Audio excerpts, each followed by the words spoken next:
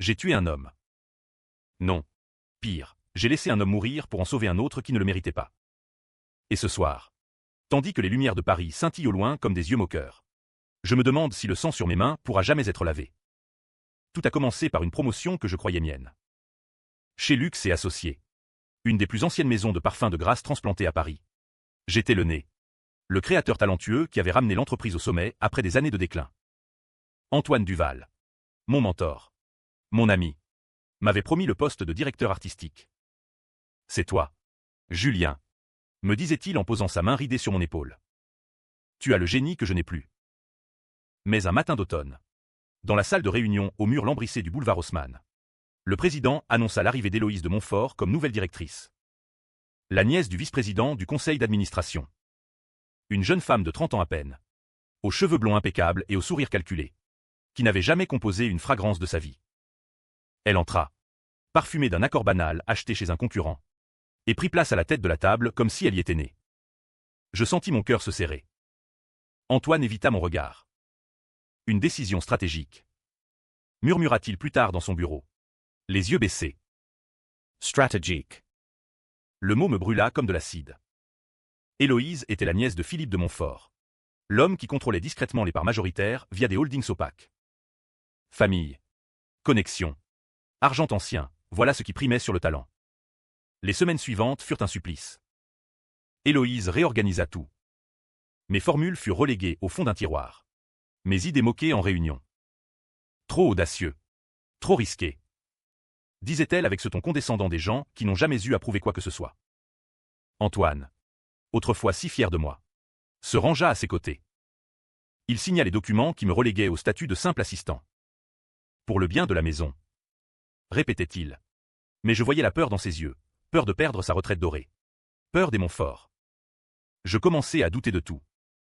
Étais-je vraiment si bon, ou n'avais-je été qu'un pion utile jusqu'à ce qu'une vraie héritière arrive? Les nuits, je ne dormais plus. Je revoyais mon enfance à Grasse, parmi les champs de jasmin, où Antoine m'avait recueilli après la mort de mes parents. Il m'avait tout appris. Et maintenant, il me trahissait pour une femme qui représentait tout ce que je méprisais, le népotisme, l'argent qui corrompt tout.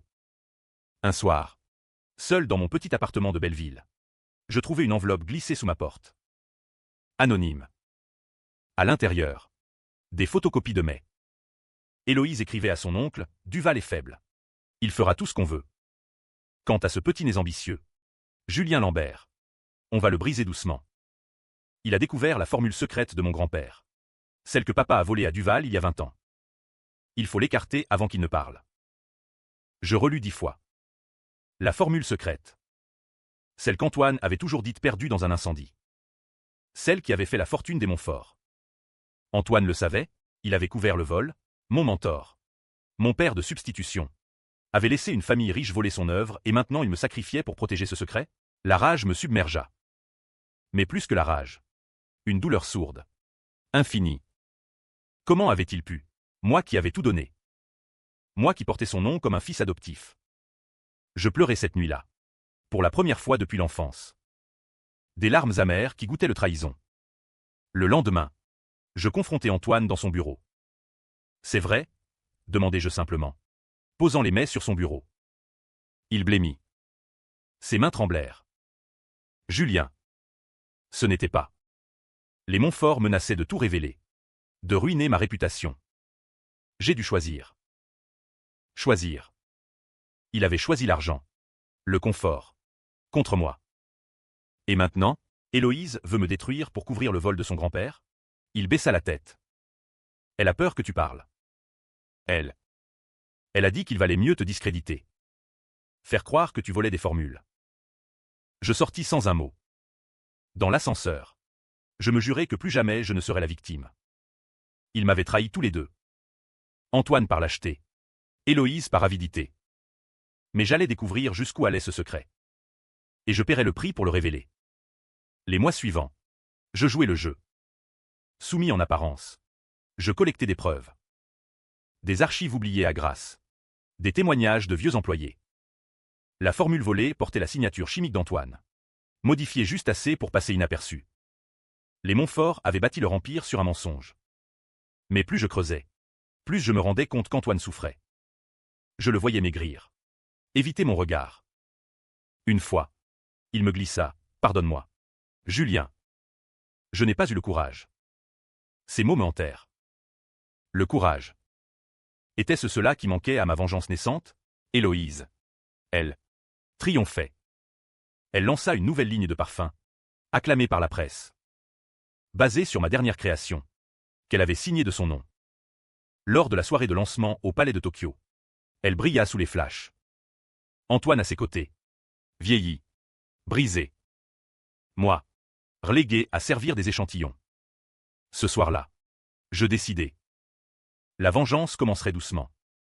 Comme un parfum qui s'insinue avant de dominer. La vengeance est un parfum tenace. Elle s'accroche à l'âme. Imprègne chaque pensée jusqu'à ce qu'on ne respire plus que son odeur âcre. Moi qui avais passé ma vie à composer des accords délicats. Je me surprenais à distiller la haine avec la même précision. Je commençais par les murmures.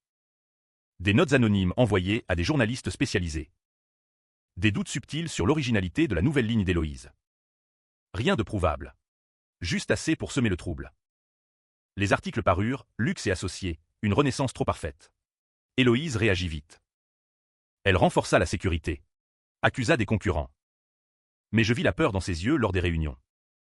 Cette peur que je connaissais si bien. Celle d'être démasqué. Antoine. Lui. S'effondrait. Il buvait plus. Un soir. Il m'appela. Julien. Arrête. S'il te plaît. Si cela sort. Je perds tout. Sa voix tremblait. Je serrai le téléphone. Tu as tout perdu le jour où tu m'as trahi. Pourtant, au fond de moi, le doute grandissait. Antoine avait été mon seule famille. Était-ce vraiment de la trahison ou de la faiblesse humaine? Je me haïssais de cette compassion naissante. La vengeance exige la froideur absolue. Je décidai d'aller plus loin. J'obtins un rendez-vous avec Philippe de Montfort. L'oncle. Sous prétexte d'une proposition commerciale. Il me reçut dans son hôtel particulier du 16e. Entouré de tableaux de maître. Un homme froid. Calculateur. Que voulez-vous, monsieur Lambert? Demanda-t-il. Me jaugeant. Je posai sur son bureau une copie de l'ancienne formule d'Antoine. Comparée à celle des Montfort. La vérité. Votre famille a volé cela il y a 20 ans. Il ne s'y a pas. Preuve. Suffisamment pour ruiner votre nièce. Et la maison. Il sourit.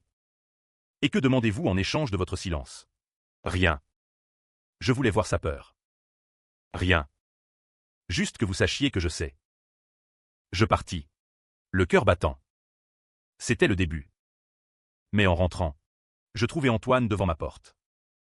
Ivre. Défait. Julien. Héloïse sait que c'est toi. Elle va te détruire. Elle a engagé quelqu'un pour. Il n'osa pas finir. Je le fis entrer. Pour la première fois depuis des mois. Nous parlâmes. Vraiment. Il avoua tout, le vol. La menace des Montfort. Sa lâcheté.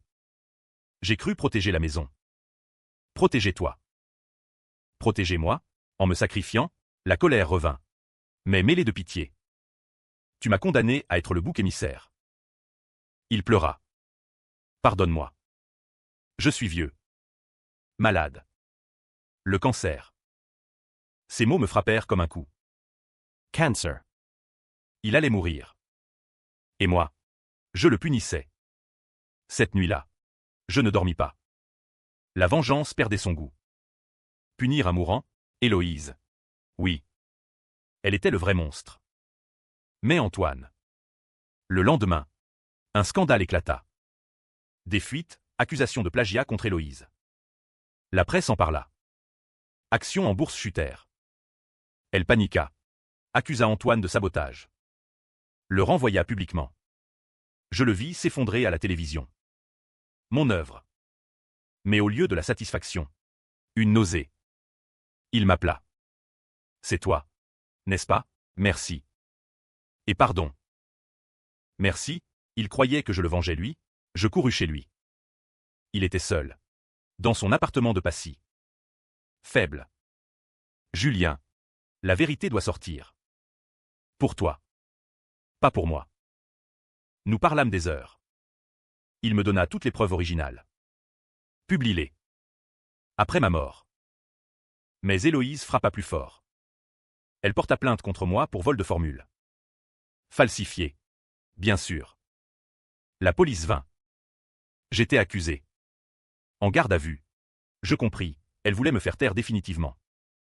Antoine. Hospitalisé. Ne pouvait témoigner. Seul dans ma cellule. Je pleurais. Pas de peur. De regret. Ma vengeance m'avait isolé. Transformé en ce que je haïssais.